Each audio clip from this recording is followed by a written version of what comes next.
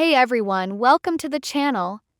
In this quick tutorial, I'm going to show you how to save a PowerPoint presentation to a flash drive using two simple methods. First, make sure your flash drive is plugged into your computer and open the PowerPoint file you want to save. Once you're ready, click on File, then select Save As. Next, choose Browse, and from the list on the left side, select your flash drive. Now click Save, and that's it. You can head over to your flash drive in File Explorer and confirm that the file is there.